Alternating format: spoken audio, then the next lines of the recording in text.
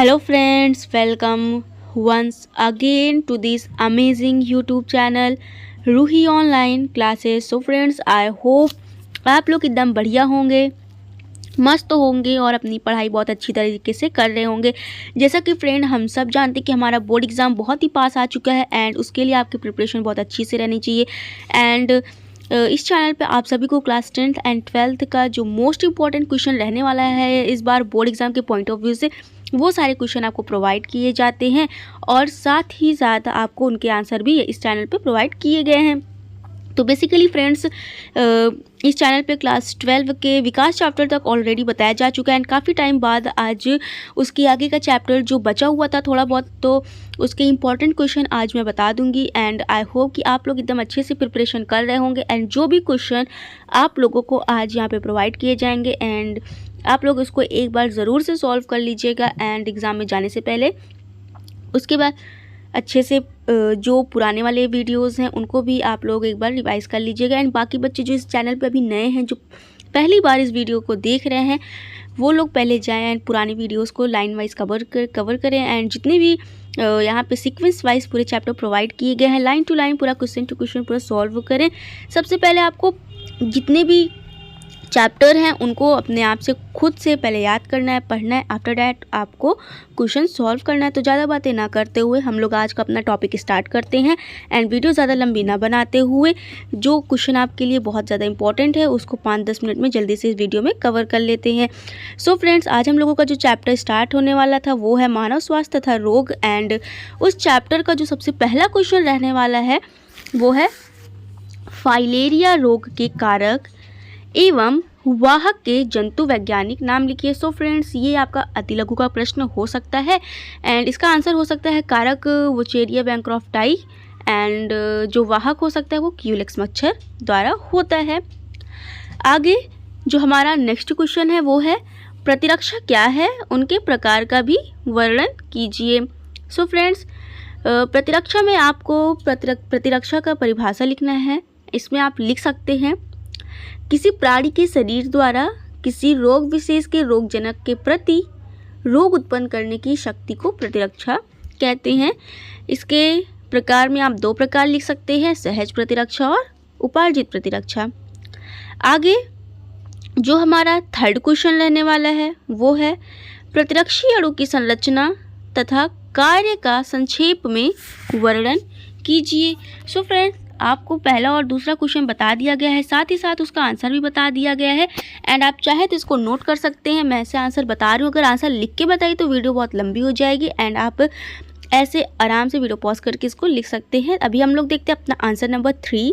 इसमें आप लिख सकते हैं जो आपकी प्रतिरक्षा होती है, जो प्रतिरक्षी होती है। अभी पहले हम लोगों ने प्रतिरक्षा देखा, उसके बाद प्रतिरक्षी अणु की संरचना देखेंगे जो वाई शेप का होता है।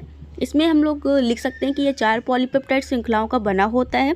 इसमें जो पॉलीपेप्टाइड की श्रृंखला होती है वो 4 होती है, जिसमें से 2 श्रृंखलाएं लाइट मतलब कि हल्की तथा 2 भारी होती हैं और ये जितनी भी श्रृंखलाएं होती हैं डाइसल्फाइड बंधों के द्वारा आपस में जुड़ी रहती हैं। और मैंने पहले ही बता दिया था इनका ये जो आकार होता है ये वाई के समान प्रतीत होता है जब आप इनका स्ट्रक्चर देखेंगे तो।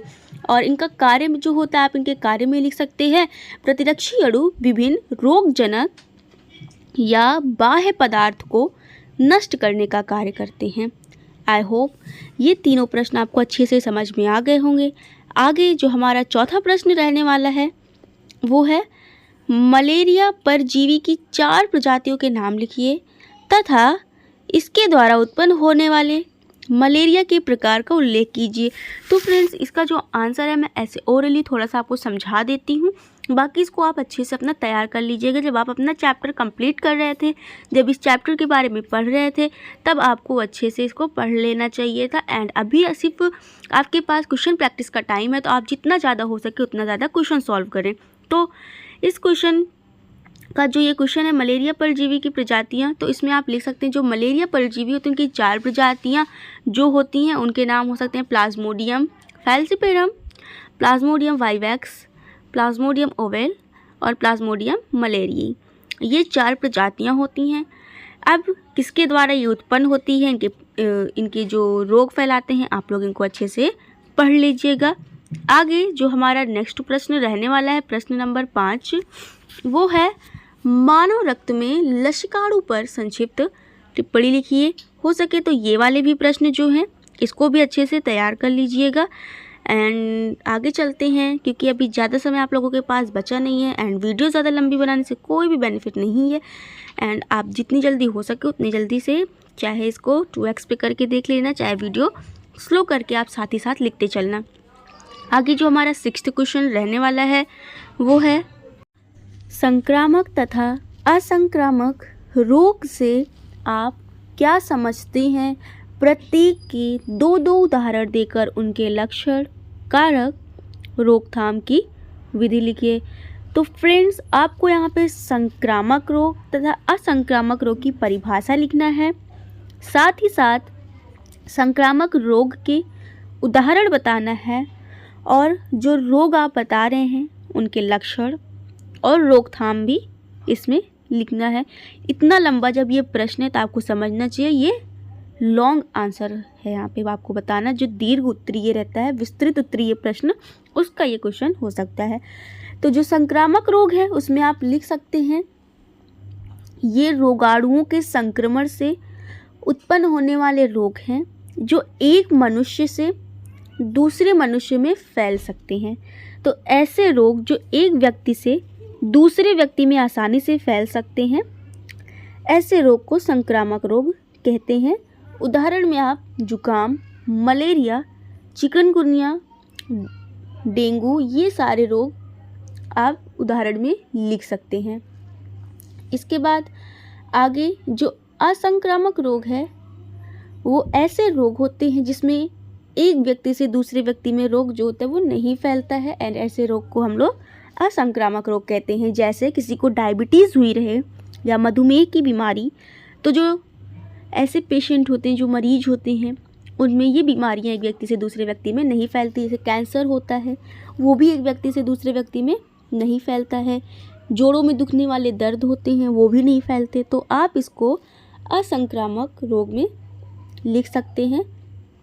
आगे जो हमारा प्रश्न 7 है वो है कैंसर क्या है, इसके कारण तथा उपचार का वर्णन कीजिए।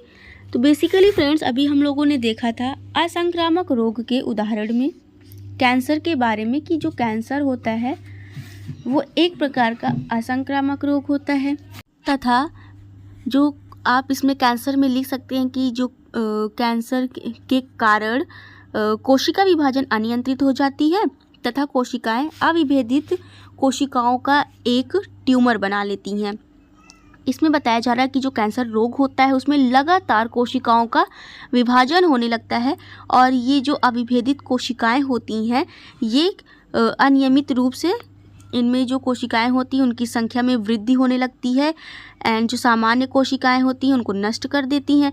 और अविभेदित कोशिकाओं के तेज़ी से विभाजन करने के फलस्वरूप जो ट्यूमर होता है, जो कैंसर होता है, वो 2 प्रकार के हो सकते हैं, सुदम ट्यूमर और दुर्दम ट्यूमर। एंड इसके बाद आप इसमें लक्षण भी लिख सकते हैं, कैंसर के जो लक्षण होते हैं। और उसके बाद कैंसर के कारण, सबसे मेन कारण आजकल का धूम्रपान, स्मोकिंग, तंबाकू चबाना, ये सारी चीज़ें, रसायनों का प्रयोग भी हो सकता है, बहुत सारे केमिकल्स का यूज़ करने से भी ये बीमारी हो सकती है। आप लोग इसको डीपली पढ़ लीजिएगा, अच्छे से पढ़ लीजिएगा, जो आप अच्छे से नोट्स बनाए होंगे, जो आपके पास स्टडी मटेरियल कुछ भी होगा, आप उससे आपको ये सारे प्रश्न के आंसर तैयार करना है। आगे प्रश्न 8 जो है वो है व्यसन से आप क्या समझते हैं। प्रमुख नशीले पदार्थों का नाम एवं उनके प्रभाव का वर्णन कीजिए। व्यसन की परिभाषा आपको बतानी है कि व्यसन होता क्या है, नशीले पदार्थों के नाम बताने हैं और उनके प्रभाव के बारे में आपको बताना है। तो ये हो सकता है कि इस चैप्टर का लास्ट क्वेश्चन रहने वाला हो। मोस्ट इंपॉर्टेंट क्वेश्चन जितने भी बताए गए हैं ये सारे एक बार आप अच्छे से पढ़ लीजिएगा एग्ज़ाम में जाने से पहले। एंड आई होप आपकी प्रिपरेशन बहुत अच्छे से चल रही होगी एंड ये सारे क्वेश्चन भी आप लोग ऑलरेडी पढ़ चुके होंगे एंड ये आप दोबारा पढ़ लीजिएगा, आपका रिविज़न भी हो जाएगा। एंड अभी जो हम लोग देखने वाले हैं व्यसन, उसमें जो भी इच्छाएं होती हैं किशोरा अवस्था में लगातार व्यक्ति जो भी नशीले पदार्थ होते हैं उनके सेवन करने से उनकी आदत लग जाती है। आप इसको एक लैंग्वेज में लिख सकते हैं, जैसे पहली बार किशोर इनका प्रयोग जिज्ञासा के कारण करते हैं, परंतु बाद में समस्याओं का सामना करने से बचने के लिए इनका उपयोग करने लगते हैं। इसी उपयोग को व्यसन कहते हैं। लेकिन यहाँ पे बात आती है ड्रग्स और अल्कोहल, जो नशीले पदार्थ होते हैं उनका उपयोग पहली बार वो जिज्ञासा के कारण करते हैं, लेकिन बाद में इसकी इनको आदत लग जाने के कारण ये लगातार उनका प्रयोग करने लगते हैं, जिसके कारण ये जो लगातार उपयोग करने लगते हैं इसी उपयोग को व्यसन कहते हैं।